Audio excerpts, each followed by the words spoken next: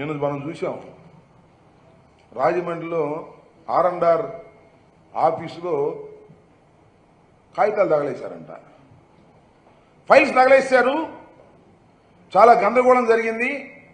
చాలా స్కామ్ నుంచి బయటపడటం కోసం ఇవన్నీ కూడా తగలేసేటటువంటి కార్యక్రమం చేశారు. అసలు స్కామ్ అంటే ఇది రామోజీరావు గారి స్కామ్, అది వేరే విషయం అనుకోండి. ఇంత పెద్ద స్కామ్ నాకు తెలిసి భారతదేశంలో ఎక్కడా లేదు. అంత పెద్ద స్కామ్ రామోజీరావు గారు 50 సంవత్సరాల నుంచి చేస్తూనే ఉన్నాడు. కాగితాలు తగలేయంగానే దానిలో ఒక పెద్ద స్కామ్ ఉందంట. ఎమ్మటి వచ్చారు అందరూ కూడా, ఆర్డీఓలు, కలెక్టర్లు, గిలెక్టర్లు అందరూ వచ్చేసి ఏదో చెప్పారు, చూసుకున్నారు. నేను మనవి చేస్తున్నా, ఏంది ఫైల్స్ గొడవ?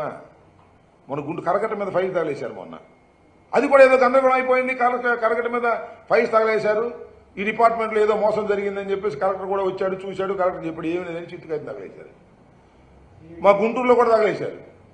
గుంటూరు తగలేస్తే ఎంఆర్ ఆఫీస్ అయ్యో ఫైల్స్ తగలేశారు, గందరగోళం అయిపోయింది, దీనిలో ఏదో మిస్చిఫ్ జరిగిపోయిందని మళ్ళా వచ్చి వాళ్ళు చెప్పారు, అయ్యా చిత్తుకాయతలైనా తగలేశాం బాబు అని. ఏందయ్యా ఈ పని? నాకు అర్థం కాలేదు. ఏం చేస్తుంది ఈ ప్రభుత్వం? ఆఫీసుల్లో ఉన్న చెత్త చెదారం చిత్తు కాగితాలు తగలేస్తే ఇది ఒక పెద్ద స్కాము అనేటువంటి పరిస్థితికి మీరు ఎందుకు దిగజారిపోతున్నా నాకు అర్థం కాలేదు. అసలు ఈ రోజుల్లో కాగితాల్లో ఉందా? ఈ కాగితం చేస్తే కంప్యూటర్లోకి వెళ్ళదు, ఫొటోస్ తీసి మళ్ళీ కంప్యూటర్లో పెడతారు. ఈ ఫైలింగ్ అంతా వచ్చేసిన తర్వాత ఆ కాగితాలు ఈ ఆఫీసులు ఆ ఆఫీసులు తగలైతే ఏమైంది?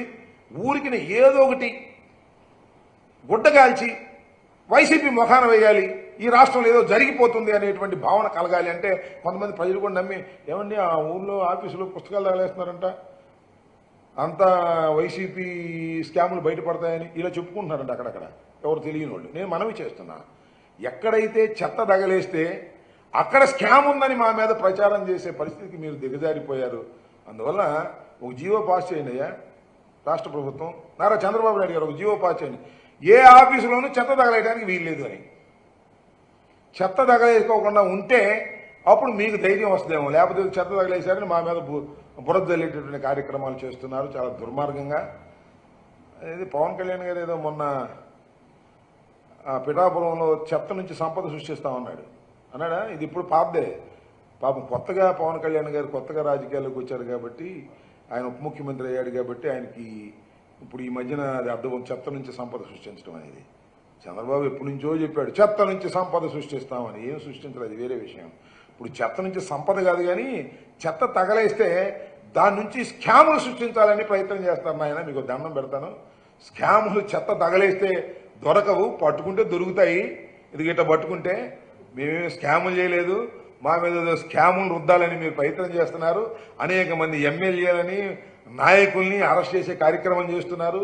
చేసుకోండి, మేమేమి భయపడము. చట్టం ఉంది, చట్ట ప్రకారం మేము ముందుకు వెళ్తాం తప్ప మేము దేనికి భయపడే వాళ్ళం కాదు. వైఎస్ఆర్ కాంగ్రెస్ పార్టీ పుట్టిందే ధైర్యంగా పుట్టినటువంటి రాజకీయ పార్టీ.